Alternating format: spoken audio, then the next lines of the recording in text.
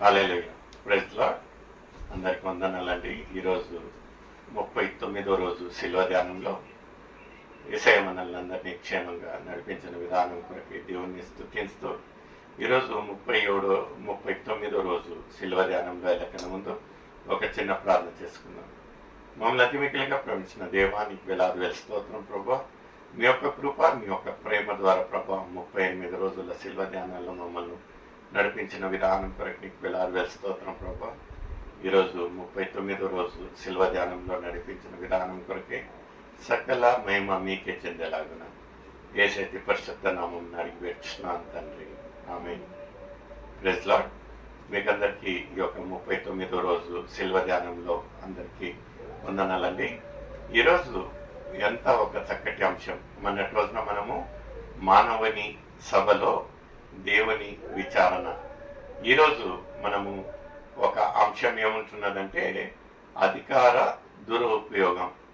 అంటే ఇక్కడ ఈ యొక్క విచారణలో ఏం జరుగుతూ ఉంటున్నదంటే ఈ యొక్క అధికారులు ఎవరైతే ఈ యొక్క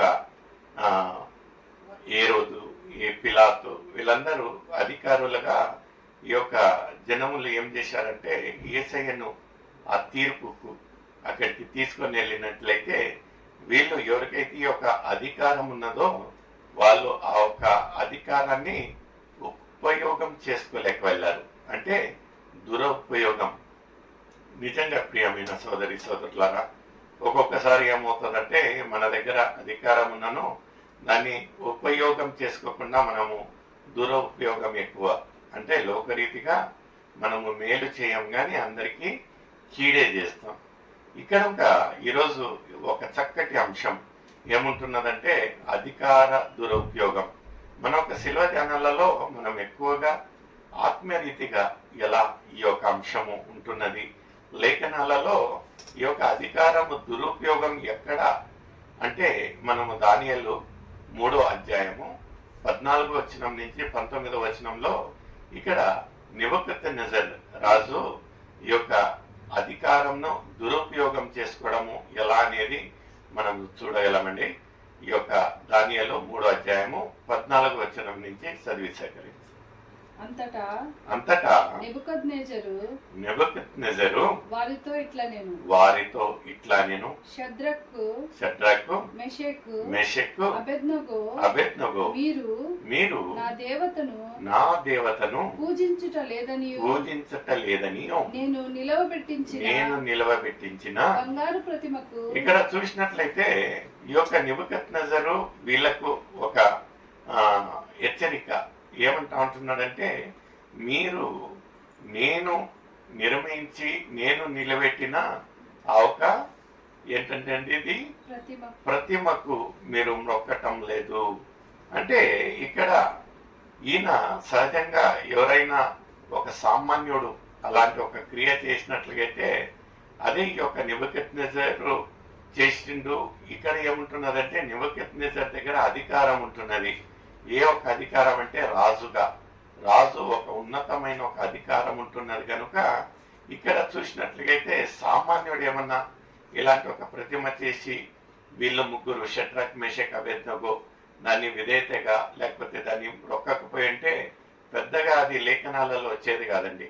అయితే ఇక్కడ ఏమైంటున్నదంటే నెబుకద్నెజర్ ఒక అధికారంలో ఉంటున్నాడు కనుక ఇతనికి ఏమందంటే ఆయన చేసినవన్నీ ఆయనను నొక్కాలి. ఆయన చెప్పిన ఒక శాసనము ఏముంటున్నదంటే ఇక్కడ ఒక అధికారి మాట వినాలి.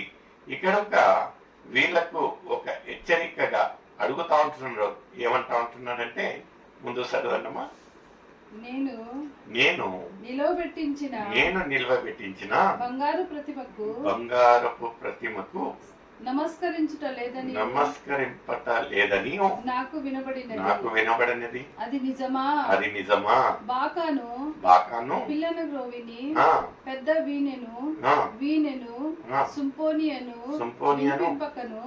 సకల విధములకు వాయిద్యములను మీరు ఆ, విను సమయములో ఆ, సాకిలపడి నేను చేయించిన ప్రతిమకు నమస్కరించుటకు ఆ, సిద్ధముగా ఉండిన ఆ, సరే సరే మీరు నమస్కరింపని ఎడల తక్షణమే మండుచున్న వేడిమి గల ఇక్కడ మండుతున్న వేడి గల అగ్నిగుండంలో మీరు వేయబడింది. అంటే ఇక్కడ ఆయన ఒక అధికారాన్ని, ఆయన ఎంత సమర్థుడు, ఆయన ఒక కెపాసిటీని వీళ్ళకు చూపించి హెచ్చరికతో వాళ్ళను బెదిరియడం జరుగుతూ ఉంటున్నది.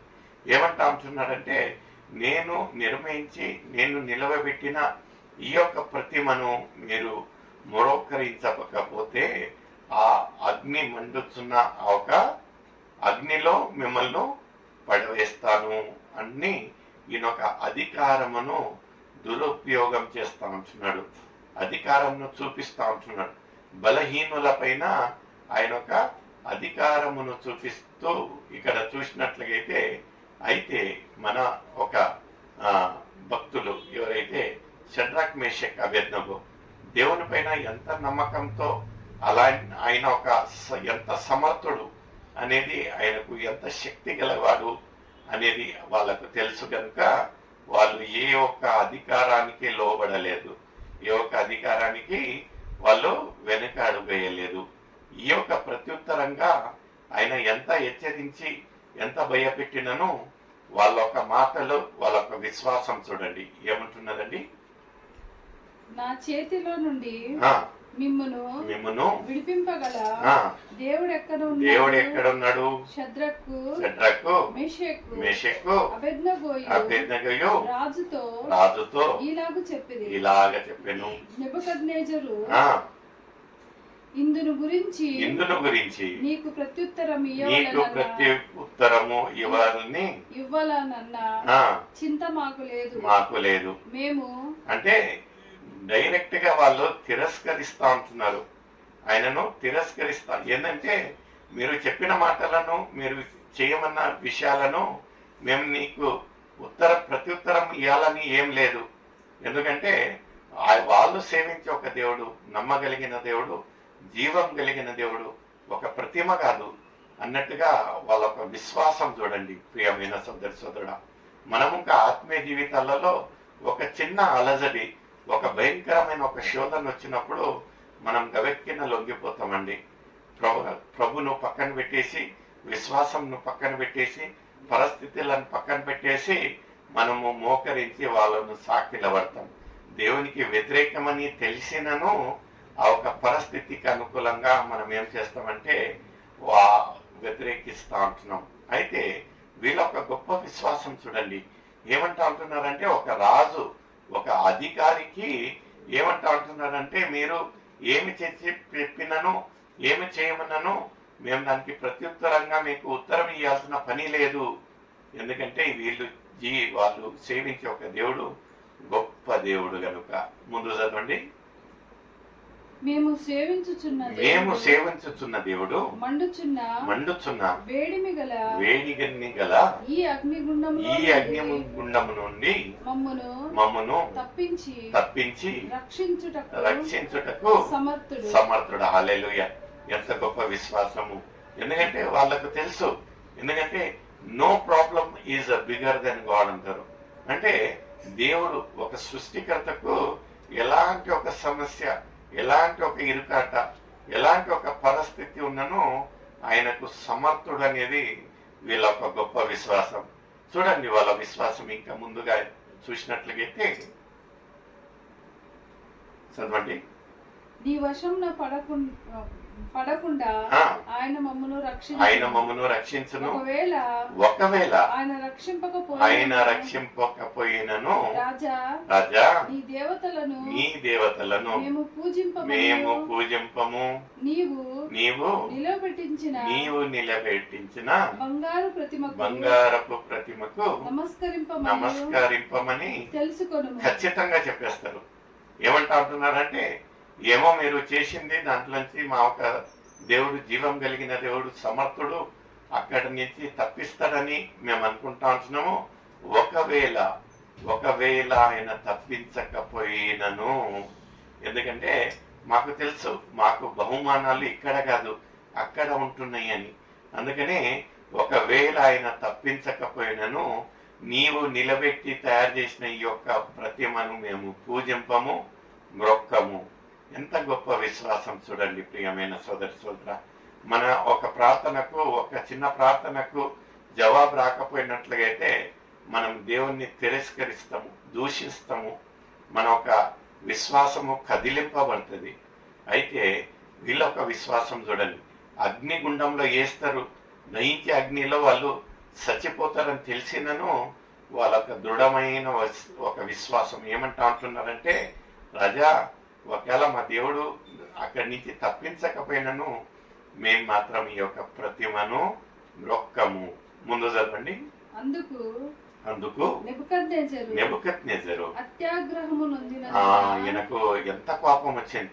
నేను ఒక ఉన్నతమైన ఒక అధికారి, నేను ఒక రాజుగా ఆజ్ఞయిస్తా అంటే వీళ్ళు ఏం చేస్తా ఉంటున్నారంటే దాన్ని తిరస్కరించి నన్ను అవమానపరుస్తూ ఉంటున్నారు అని అతను ఉగ్రత, అతని కోపము ఇక్కడ మనం చూస్తూ ఉంటున్నాము. ఆ ఒక కోపంలో ఆయన ఎలా ప్రవర్తిస్తూ ఉంటున్నాడంటే, చదవండిమా.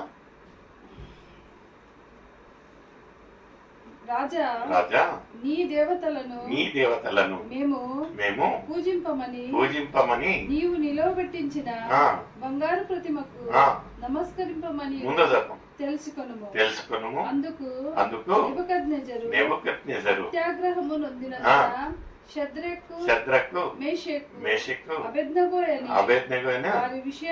వారి విషయములో ఆయన ముఖము వికారము చేసుకుని, ఎందుకంటే ఇన్సల్ట్ అయిపోయింటున్నది, అవమానమైంటున్నది.